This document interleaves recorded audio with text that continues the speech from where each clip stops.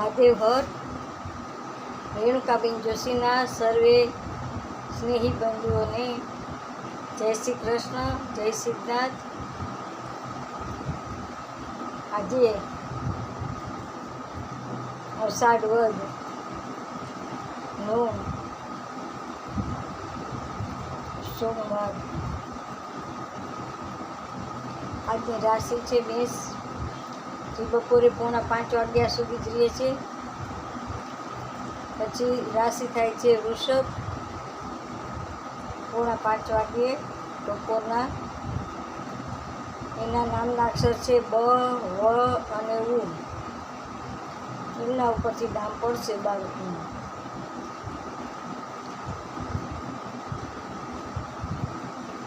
આ જે શ્રાવણ મહિનો હવે બેસે છે સોમવારથી,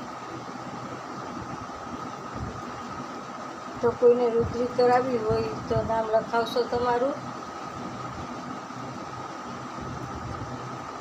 ઘણા વર્ષો પછી, એટલે કે 72 વર્ષ પછી આવો શ્રાવણ મહિનો આવે છે, જે સોમવારથી શરૂ થાય છે, જેના અંદર 5 સોમવાર આવે છે. તો કોઈને રુદ્રી કરવાની હોય સોમવારે, કોઈને આખો મહિનો રુદ્રી કરવાની હોય, કોઈને 2-5 રુદ્રી કરાવવી હોય, જે કાંઈ કરાવવાનું હોય તો મને લખાવજો આપના નામ, કોલ કરજો મને.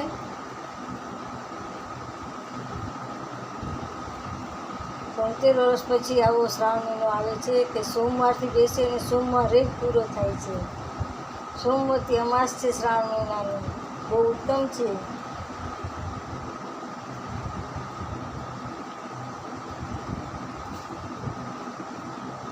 આજે તમને એક વાત બતાવું કે શિવ મંદિર શું કે દરેક મંદિર શું એને પ્રદક્ષિણા કરો તે બહુ ઉત્તમ છે. પણ પ્રદક્ષિણા કરી અને મૂર્તિના પાછળના ભાગમાં, એટલે કે મંદિરમાં પગે લાગવું નહીં. ત્યાં છેટેથી હાથ જોડી અને નીકળી જવું, પણ બધા દિવાલને અડી અને પગે લાગતા હોય તો ત્યાં પગે ન લાગવું. પૈસા ના ચોંટાડવા પાછળના ભાગે. જે કાંઈ કરવું તે માતાજી પિતાજીને સન્મુખ કરવું, એટલે કે મહાદેવને, મા અંબાને, કૃષ્ણને બધાના મંદિરને પછવાડે પગે નથી લગાતું. કેમ કે ત્યાં લક્ષ્મીનો વાસ છે, આગળ લક્ષ્મીજીનો વાસ છે. એટલે સૌને કહું છું કે પ્રદક્ષિણા કરતા હો તો પાછળ પગે ના લાગતા, ફક્ત આગળ જ પગે લાગજો. હવે આપને એક ટૂંકી વાર્તા કહી દઉં. નારદજી કહે છે કે ભગવાન, ઉત્તમ ભક્તિ કઈ કહેવાય? તો ભગવાન કે સત્સંગ કહેવાય. કે તો કે એમ કેમ? કે સત્સંગ એટલે શું? કે ભગવાન કે તમે પૃથ્વી પર જાઓ અને માણસોને પૂછો,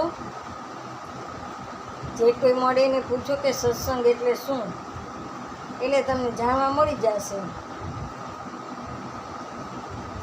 એટલે નારદ ઋષિ પૃથ્વી પર આવ્યા, તેમને કાચીડાને જોયો, એટલે એમ થયું કે હું કાચીડાને જ પૂછું કે કાચીડા, એ કાચીડા, કે સત્સંગ એટલે શું?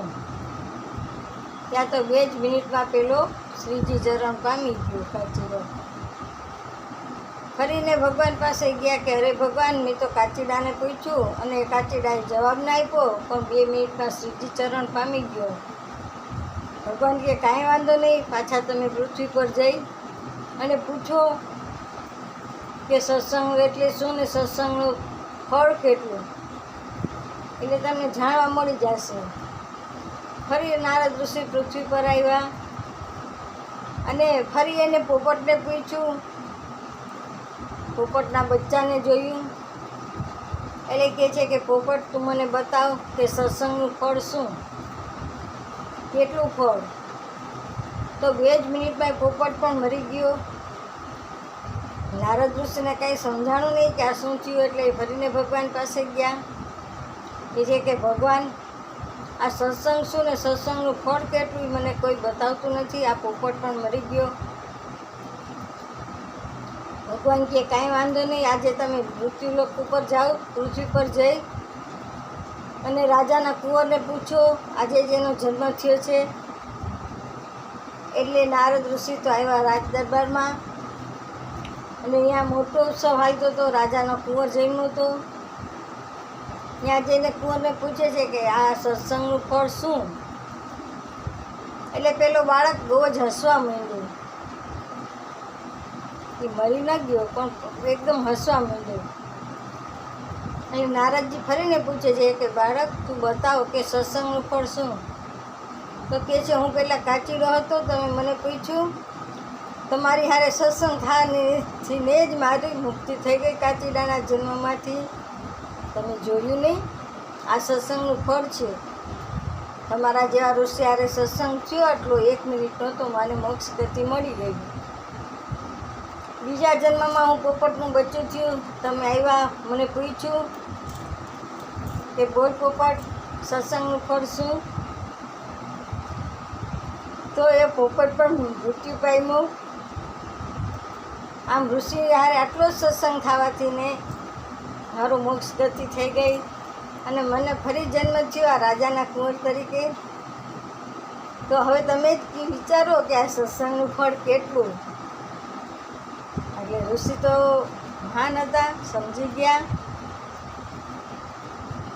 ફરીને વિષ્ણુ ભગવાન આગળ આવે છે અને બધી વાત કરે છે.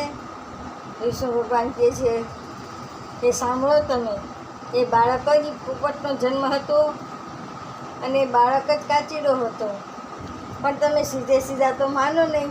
એટલે મારે તમને કહેવું પડ્યું કે તમે જાઓ પૃથ્વી પર ને પૂછો. તમે સંત છો તો તમારી હારે જે સત્સંગ કરશે એની મોક્ષ ગતિ થઈ જશે. આવી રીતે સત્સંગનું ફળ ઘણું છે. જય સિદ્ધનાથ, જય ગુરુદેવ. મારી આ ચેનલને લાઈક કરજો, શેર કરજો. હું જ્યોતિષ અને વાસ્તુશાસ્ત્ર ફી કરું છું.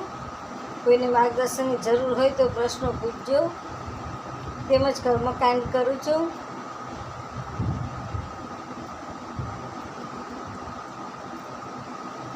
મારો મોબાઈલ નંબર 98 242 94 054. મહાદેવર. જય સિદ્ધનાથ, જય ગુરુદેવ, જય નાથ.